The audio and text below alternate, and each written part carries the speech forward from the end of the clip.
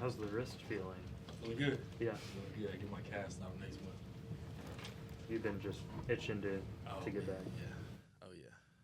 How hard was it for you to watch these last two games and not be out there?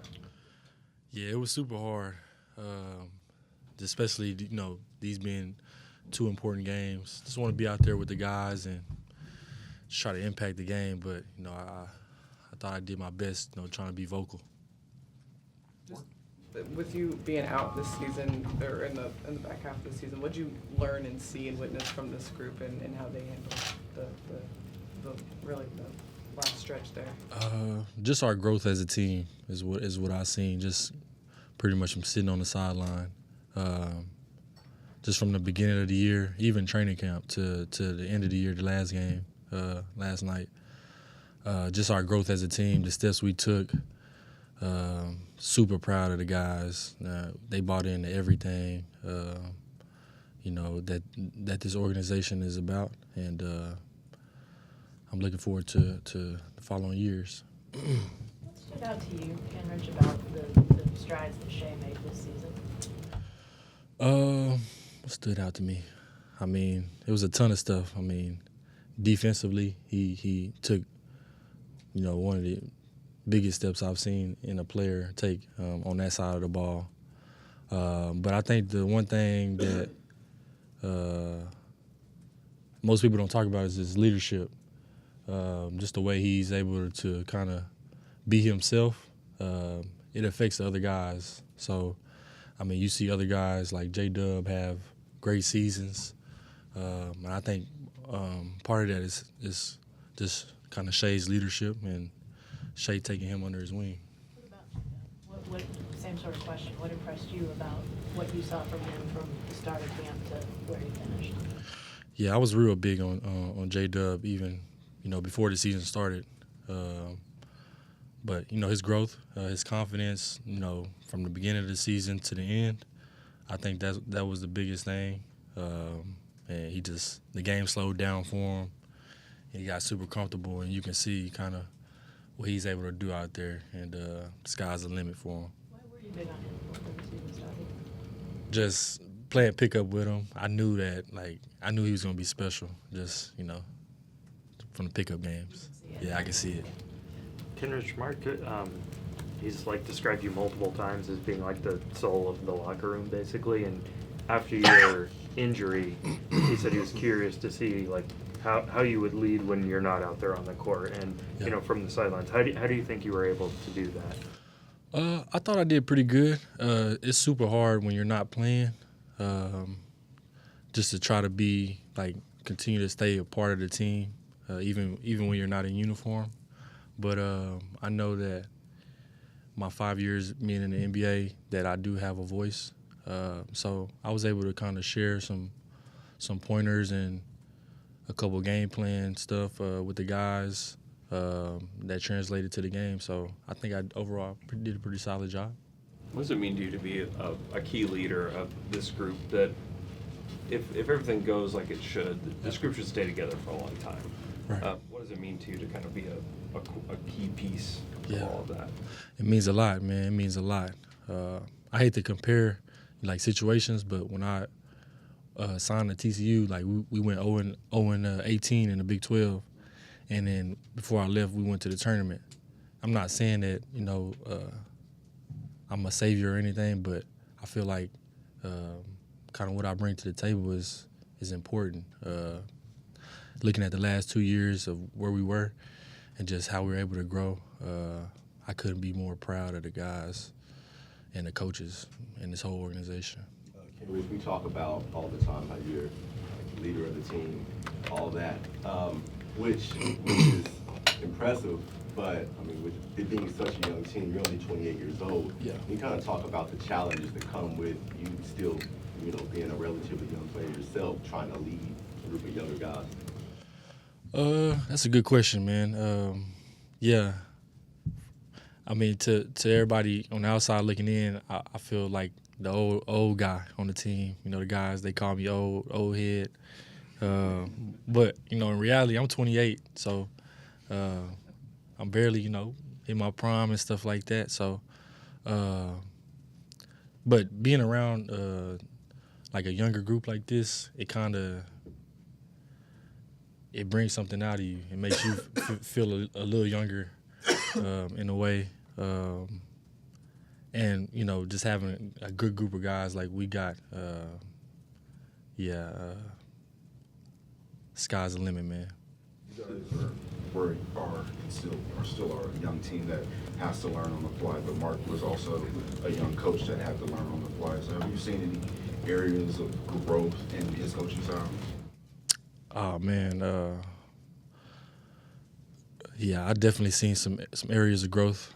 Coach Mark has always, from my day one here, he's always been pretty much the same. He's had the same mentality every day.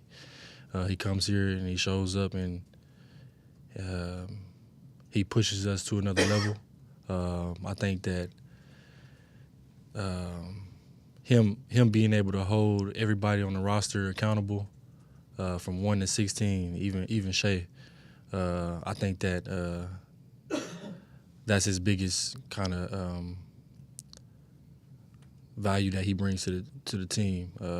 That kind of goes unnoticed. Is definitely accountability. Does the leadership have to change? Because since the first time you've been here, expectations will be with you next season as a team. Because the season you just went through, you took some major steps. So people now will be looking for you to take maybe another step. Do you have to do anything different in terms of leadership or just the team itself in the offseason? No, I don't see we have to do anything different.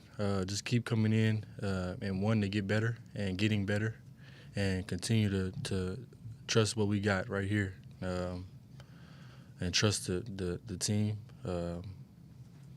and just continue to just grow as a team. We're not going to put any expectations on ourselves.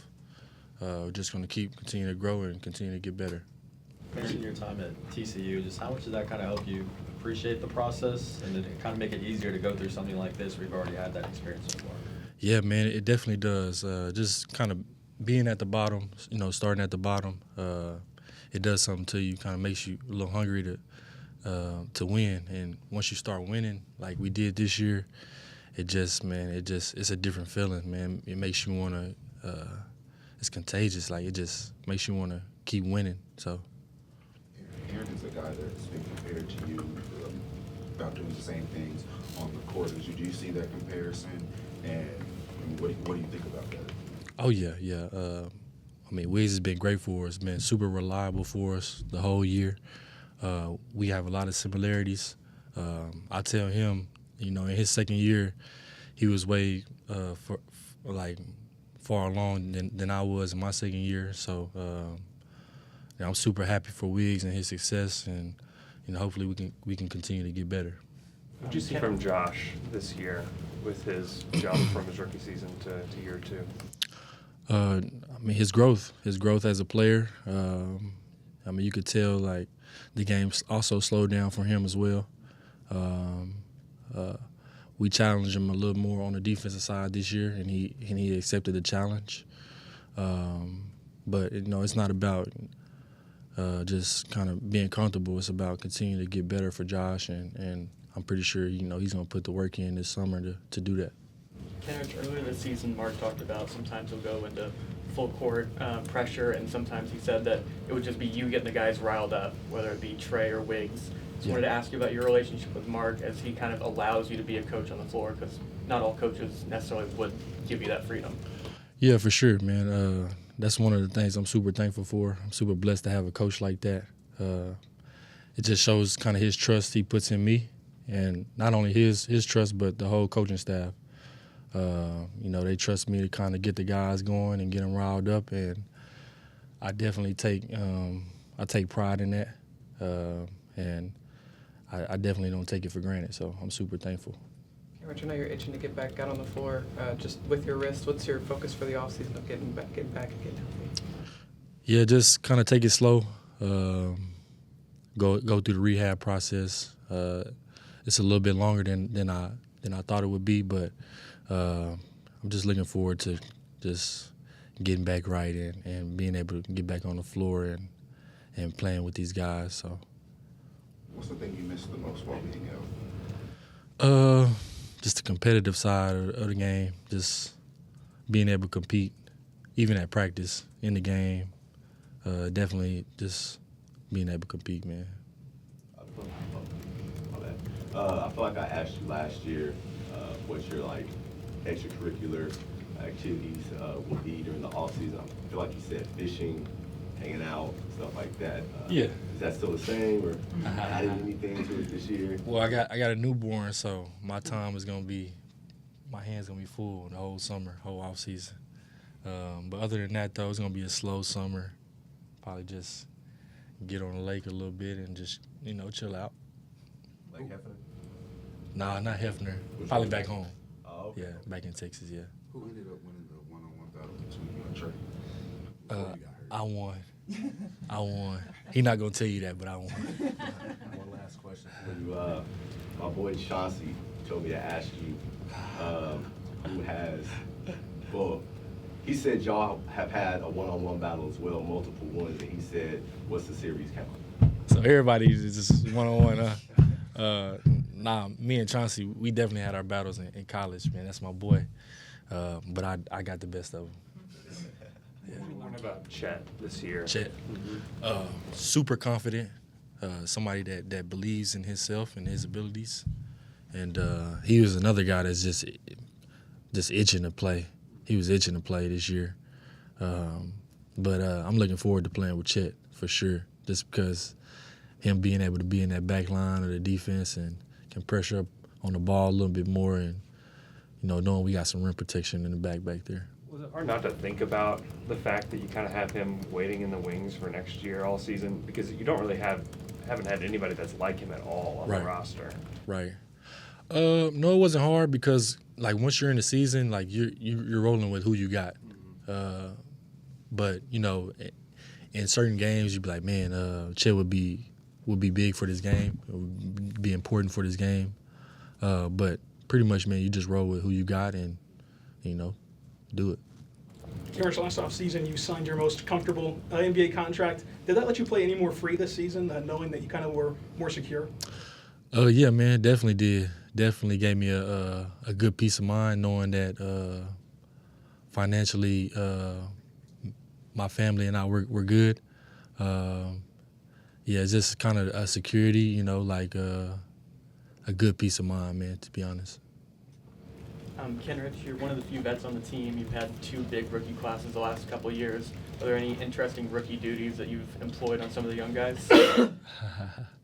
Man, you know what, man? The rookies actually had it pretty easy this year. They didn't have to do a lot. All they had to do was just sing on birthdays. What did you have when you were a rookie? I had a lot. I had to. Anthony Davis was my vet, so I was making store runs and getting waters and doing a lot, man. So those guys had it easy this year. You're gonna try to add something more this season? Yeah, definitely. Going on to year 6, I feel like a real true vet. So I'll probably pull some stuff out my sleeve, hopefully. Who's the best rookie senior? Jalen Williams, Big Jalen. What did you see from him this year? He kind of had a slow start, didn't get much of opportunity. Then some of it was injuries, but he just had an opportunity and really seemed to seize it as the year went on. Yeah, man, he definitely took advantage of the opportunity that he had. Earlier in the season, he wasn't playing. Like you said, he was hurt, back and forth to the G League, but he got on the stage and he showed what he can do. We're similar in a lot of things. He's more of a bigger guy, but overall, I think we have a lot of similarities, just as far as how we approach the game and just knowing where to be, IQ for the game and stuff like that. And Jay Wills, he's gonna have a long career in the NBA.